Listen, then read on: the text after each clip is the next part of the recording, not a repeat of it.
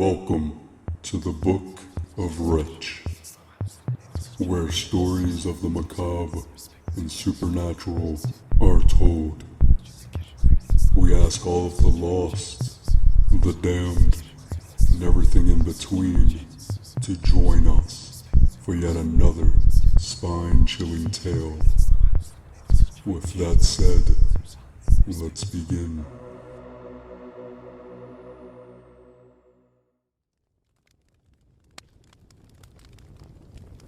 I used to live by a cemetery. I could see it from my bedroom window. Some nights I would look out at it in boredom, willing in my mind for something to happen, something otherworldly to appear. Nothing ever happened, of course. It remained dark and empty. No zombies or ghosts ever appeared. But it was a game I played with myself. Stupid, but fun. That night was different, however, though that night was the night everything changed. As the years went by, and I grew older, my fascination with the cemetery faded, as all childhood curiosities do. For whatever reason, though, as I was getting ready for bed, something drew me to the window. When I looked at the cemetery, I saw that there was a light emanating from the ground at the center of the headstones. I tried to figure out where it was coming from. A car, a flashlight, maybe somebody had lit a candle. I dismissed every explanation and decided to go and find out what that light was myself. In all the years I lived there, I had never seen anybody on its grounds. The headstones were so old that they jutted from the earth, crooked and yellow. They looked as if they would crumble if you touched them. The moon was huge. There were no stars, and the air was crisp and sweet. It was unpleasantly cloying, like fruit gone bad. It rained earlier in the day, and mud squished beneath my feet. My heart thumped in my chest painfully, and anticipation rushed through my veins. There is something serene about being in a cemetery at night. I have been here dozens of times, and never found it scary. This night, though, felt different. I felt different.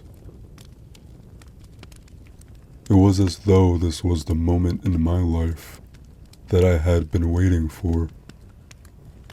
The light was brighter, and there were more of them. They weren't coming from the ground, as I thought, but rather from each headstone. The inscription on the headstone glowed white, just like angel wings. I read the one nearest to me, and it said, "Baby, 0, 0, 0, 0, dash, 0, 0, 0, 0. Underneath it, in red paint, was a crude drawing of a stork with a distended stomach. I frowned. I had never seen this one before, and it's not as though you would forget a thing like that. I checked the one closest to it, and it was the same date. It also said, "Child, 1, 1, 1, 1, dash, 1, 1, 1, 1. Underneath it was another drawing. This time, it was a smiley face, but where the eyes should have been, There were only X's. My heart was beating ever faster, and my mouth had gone bone dry. I watched as the words on the stone grew darker and darker until they bled a crimson red. I began to run, and that's when I saw her. It was a human, hunched over a grave, her eyes fixed on me hungrily, and as she smiled at me, I saw how unnaturally wide her mouth was. The woman straightened, and I heard bones snap. She leered at me, and I screamed as she began to limp towards me on broken feet. Her gait was slow, but purposeful. She was very tall and very thin. Her skin was the color of fresh paper, and her hair was wild and white like snow. Her fingers were hooked into claws. They looked like the talons of a bird. I was frozen in place.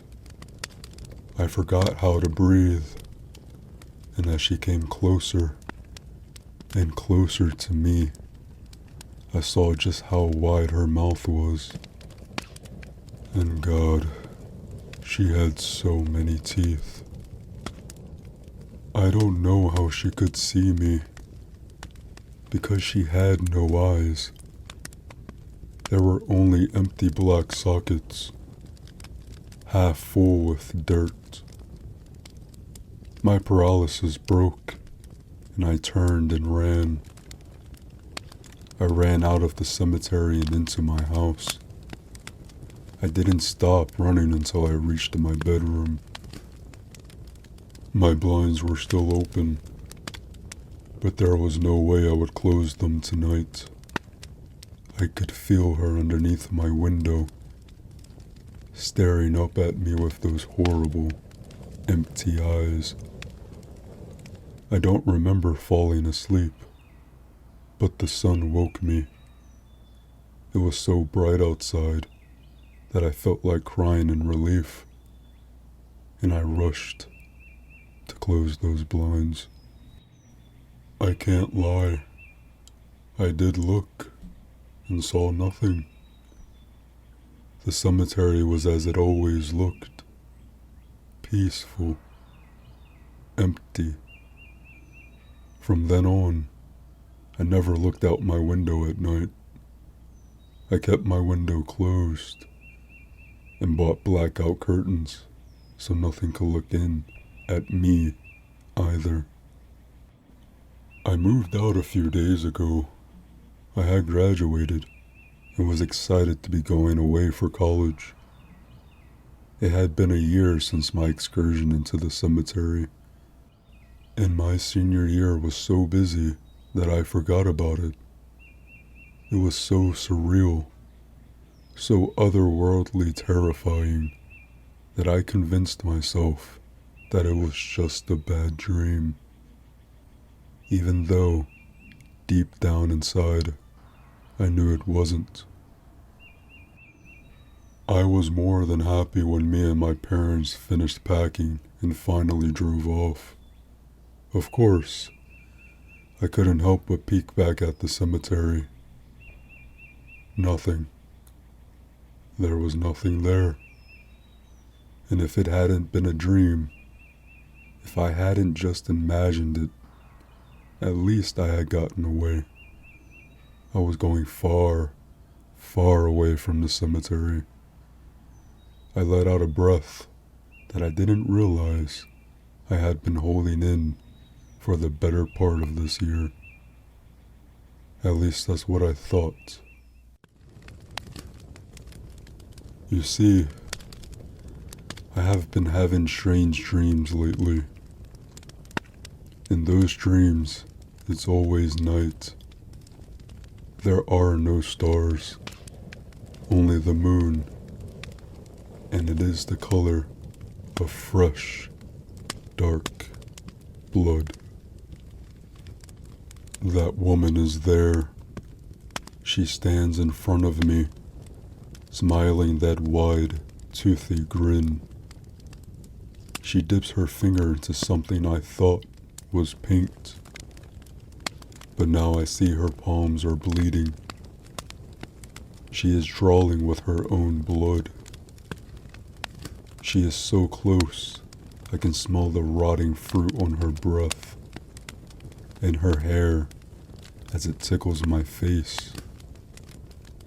I am frozen in place as her canvas, so still as she draws clumsily on my forehead.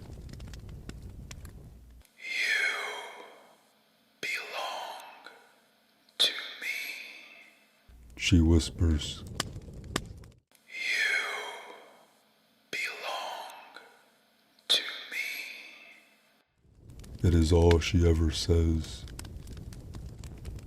When she is done, I wake up drenched in sweat. This night was different though. See, after she drew on my forehead, she grabbed my shoulders with strong hands and turned me to face a headstone. It looked new among the others, and in shining letters I saw my name, my birth date, and this year as the date of my death. Below the inscription drawn in her blood is a face with black eyes and a crooked mouth, which is made into a frown. I would just chalk it up as another nightmare. I mean, what else could it possibly be? But when I woke up and went to the bathroom, I saw my reflection. On my forehead is the face with empty sockets for eyes. When I touch it, my hand comes away wet and smeared with blood. I can hear her now, beneath my window. She's calling for me.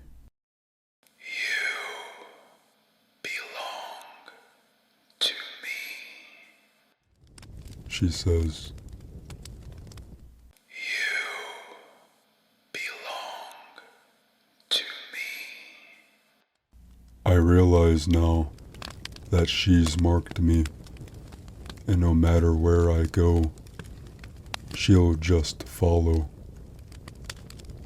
I used to live by a cemetery, and I've learned that curiosity has many consequences, and it's best to leave the dead and their resting place alone.